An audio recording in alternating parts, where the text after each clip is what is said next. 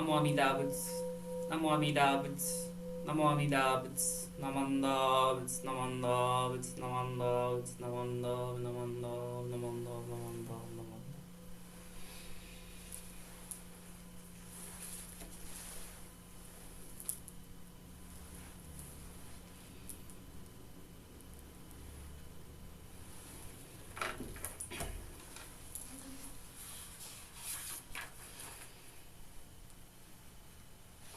Please join me in chanting Shishin Lai. This example of chanting contains within it the traditional act of taking refuge in the three treasures of Buddhism, namely the Buddha, the Dharma, and the Sangha.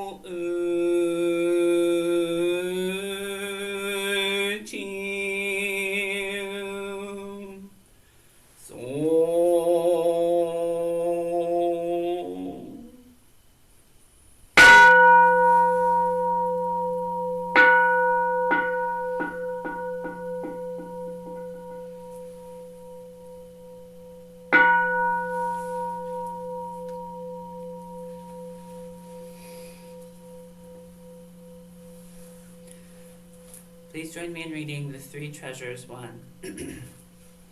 Hard is it to be born into human life. Now we are living it.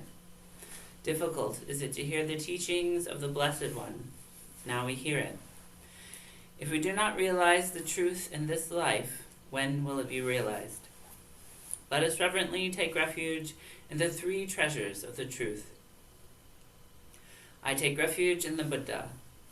May we absorb ourselves in the principle of the way to enlightenment and awaken in ourselves the supreme will. I take refuge in the Dharma. May we be submerged in the depths of the doctrine and gain wisdom as deep as the ocean. I take refuge in the Sangha. May we live in harmony in the great assembly as disciples of Buddha and be freed from all hindrances, becoming units of true accord in the life of harmony in the spirit of universal oneness, freed from the bondage of selfishness. Even through myriad ages of kalpas, hard is it to hear such an excellent, profound, and wonderful doctrine. Now we're able to hear and receive it. Let us thoroughly understand the true meaning of Tathagata's teaching. Namo Amida Butsu. Namo Amida Butsu.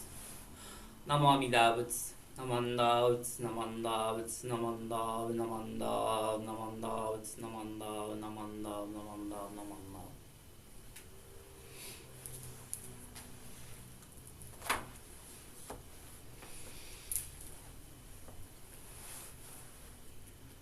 Now please join me in chanting Sambutsuge. The Gatha Sambutsuge comes from the larger sutra of immeasurable life. It is the praises voiced by Bodhisattva Dharmakara to the Buddha Lokeshvara Raja. In these praises, Dharmakara expresses his own desire to attain Buddhahood and heartfelt determination to accomplish that goal for the sake of saving all sentient beings.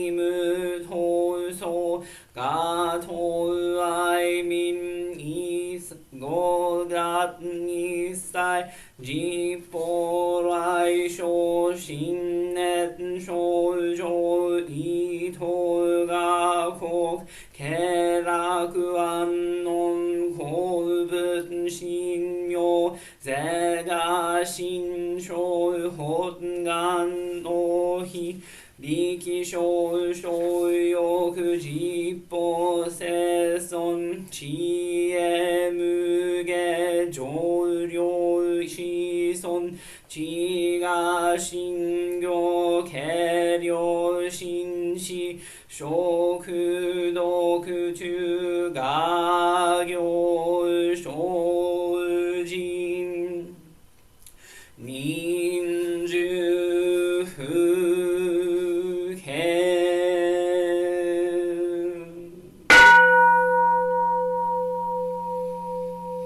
ナマンダブナマンダブナマンダブナマンダブナマンダブナマ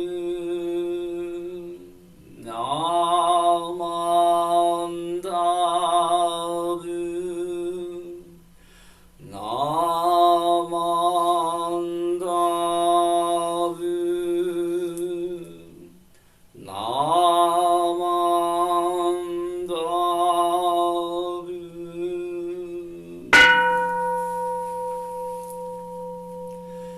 がんにしくどく平等性際道本菩提心往生阿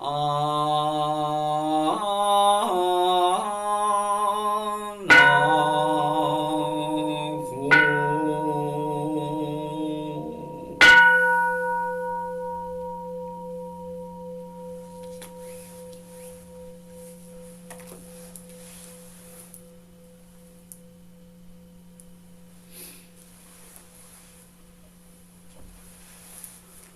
Namanda, it's Namanda, it's Namanda, Namanda, it's Namanda, Namanda, Namanda, Namanda, Namanda, Namanda, it's Namanda, it's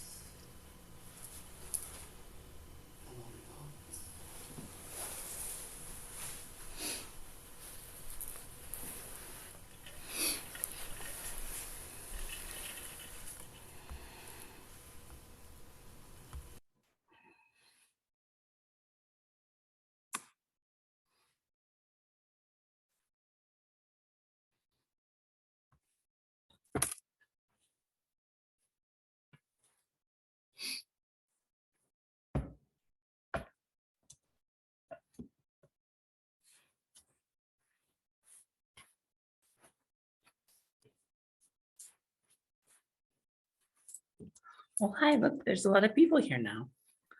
We started and it was just two of us. It's nice to see everyone. I'd like to start the next portion of our service today with my Dharma talk.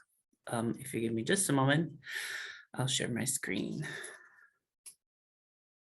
Please join me in Gassho as I share the words from the largest sutra on the Buddha of immeasurable life. When I attained Buddhahood, the sentient beings throughout the countless and inconceivable Buddha worlds in the 10 quarters, having received my light and having been touched by it, will become soft and gentle in body and mind, surpassing humans and devas in those qualities. Should it not be so, may I not attain the perfect enlightenment. Namo Amida Butsu. Namo Amida Butsu. Namo Amida Butsu. Namanda Butsu. Namanda Butsu. Namanda. Namanda. Namanda.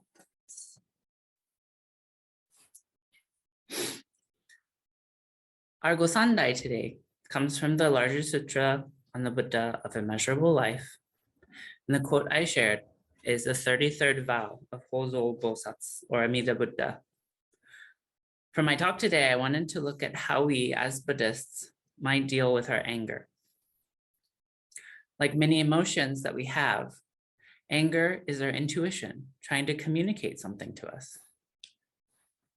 However, we often look at anger simply as poison, an emotion that we have to get rid of in order to get closer to enlightenment. And maybe that's at least partially true, but it's really important to have a deeper understanding of this complex emotion that we have. So I wanted to share a little of my thoughts on the topic.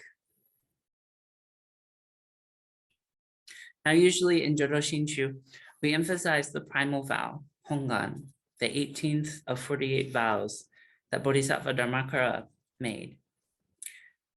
This vow, the 18th vow of universal inclusivity, that all beings who recite the name of Buddha and place their trust in Amida Buddha will achieve Buddha's perfect enlightenment in Sukhavati, the pure land of peace and bliss. However, we can also learn a lot by looking at the Buddha's intentions in examining the other vows. This one here, the 33rd vow, describes the transformation of those who are illuminated by the light of Amida Buddha's wisdom and compassion, that we will become soft and gentle in body and mind. And I think that this has some interesting implications when we think about questions of dealing with anger.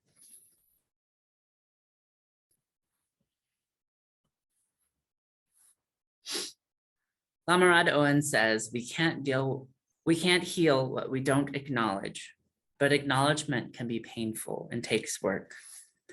So we need effective tools and safe spaces where we all feel welcome. I really love this quote from this Buddhist teacher, Lamarad Owens, because it touches on so many things about our difficult emotions and how we can heal from the harm that they may cause to us and to others. This healing is this healing part's really important because it affects so many parts of our lives. When we deal with anger, it can be destructive. But if we heal, then it won't be so destructive in our lives. Our anger affects us in ways that can be profound and lasting. I've been reading Lamarad's book, and I highly suggest it for anyone because everybody struggles with anger through our lives, and we might express that anger in different ways. I'll probably share a little of his teachings from this book today, but I also wanted to share my own perspective on Jodo Shinshu teachings regarding anger too.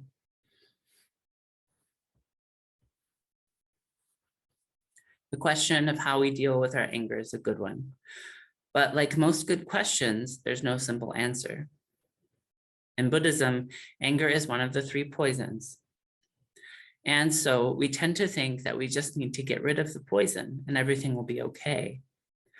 However, if we just get rid of our anger in an unskillful way, then we may just bury it and internalize it until it becomes so deep that it drives everything that we do. We might also protect our anger and keep it safe inside of us as part of that internalization, holding it with judgment and feeling bad about ourselves. We can also project our anger onto others. And all of these responses to anger is unskillful because it inevitably leads us to pain and suffering for both ourselves and our loved ones. Another important thing for us to remember is that our anger is our own emotion.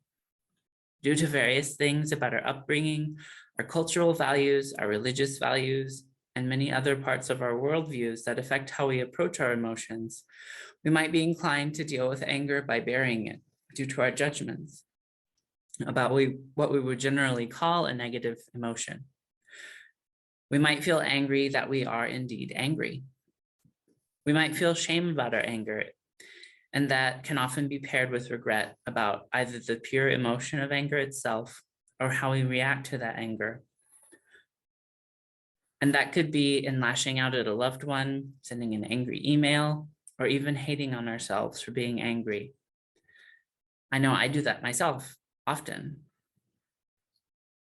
Sometimes for me, I can get really angry about something simple and just want to scream at the sky. I also have the bad habit of clenching my teeth and my jaw when I'm angry or when I'm stressed out. And that's why I broke a molar in my mouth several years ago. I hold that anger, that frustration, that tension in my jaw. But if I think about my anger deeply, I contemplate where it comes from, and then I can handle it in more skillful ways. To be honest, exercising and also practicing yoga has been really helpful with me dealing with my anger. The teacher in our yoga classes often reminds yogis to relax our faces and unclench our jaws.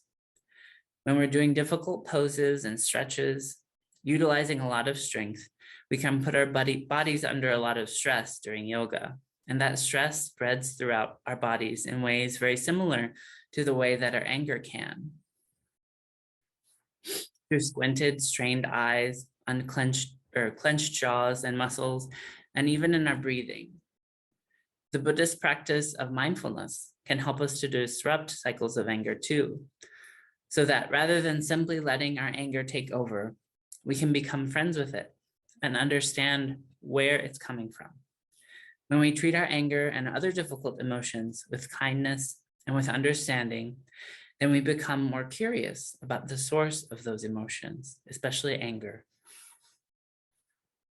This is one way of dealing with our anger, through loving kindness. In Jodo Shinshu, our anger might be a part of our klesha or bonno, our blind passions. And if we see it that way, then our tendency might be to say, well, I'm just an angry, ordinary, foolish being, and I can't help my anger. So if I often get angry and harm other folks, that's just who I am. Or we might say something like, well, CJ is just an angry person. They can't help getting angry and saying mean things to me and hurting my feelings. That's just who they are. But that's also a rather lazy way of looking at our anger. This perspective has no room for accountability for the harm that we do to ourselves and to others with our response to our anger.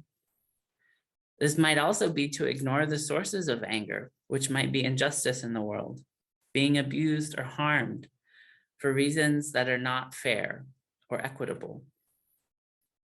We really shouldn't overlook those problems because they can affect many of us. A more helpful way for us to look at our anger is from the perspective of Buddha, with loving kindness and understanding, and try to find that source of the anger. In this way, we can take responsibility for our anger and get to know it and where it's coming from. In this way, we can be more skillful with this volatile emotion of anger.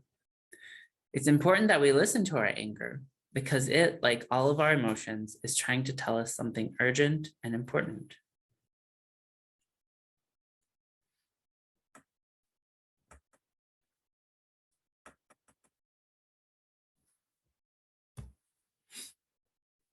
Amarad says that anger is actually pointing to a real kind of woundedness, of hurt.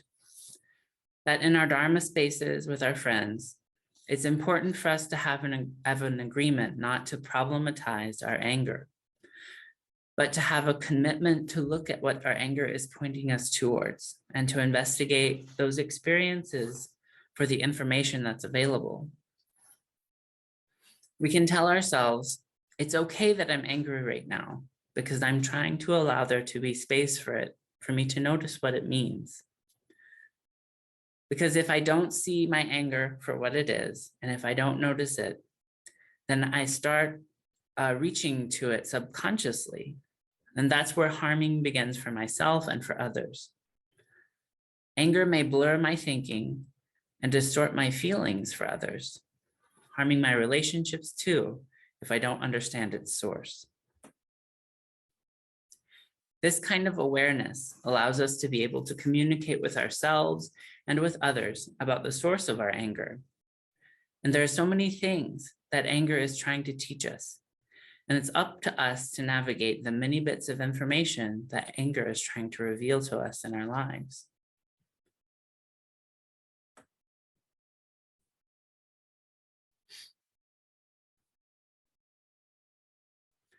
The role of community in dealing with anger is really important too.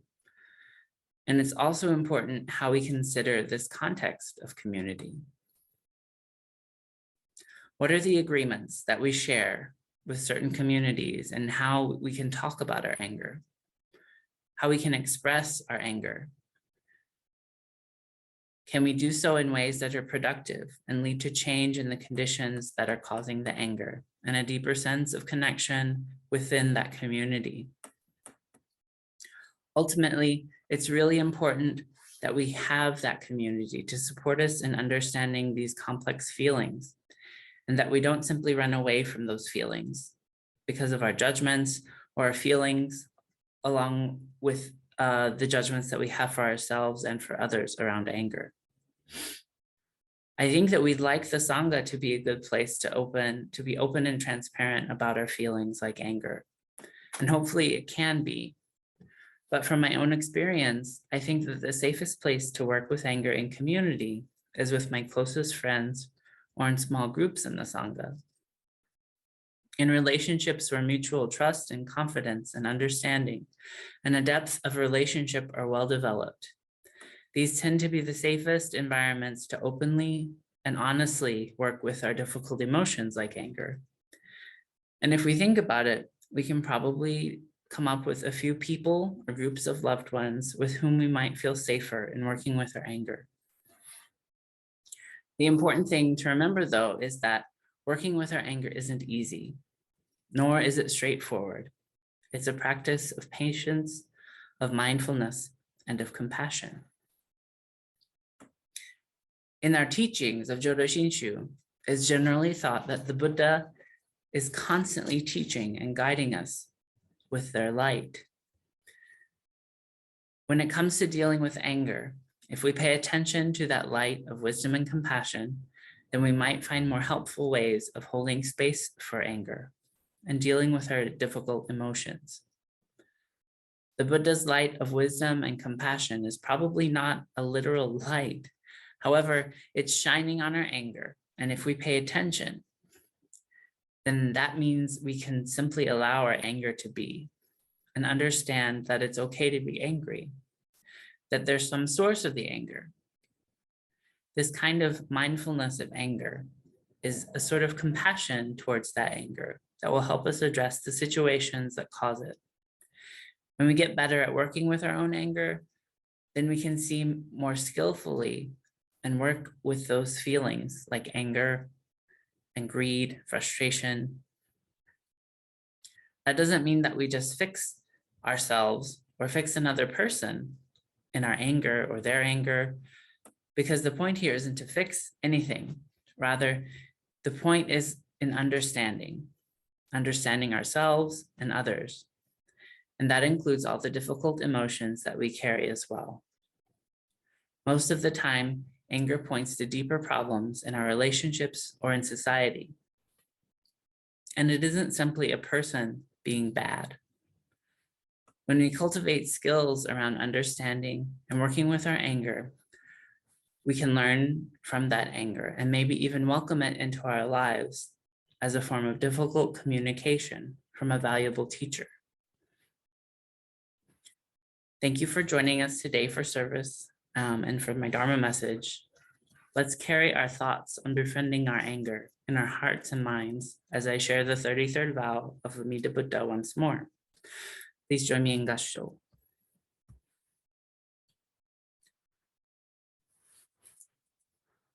When I attain Buddhahood, the sentient beings throughout the countless and inconceivable Buddha worlds in the 10 quarters, having received my light and having been touched by it, will become soft and gentle in body and mind, surpassing humans and devas in those qualities.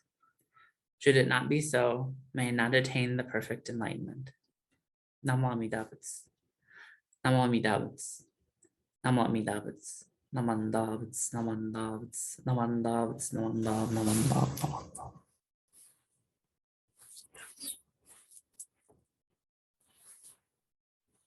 Okay.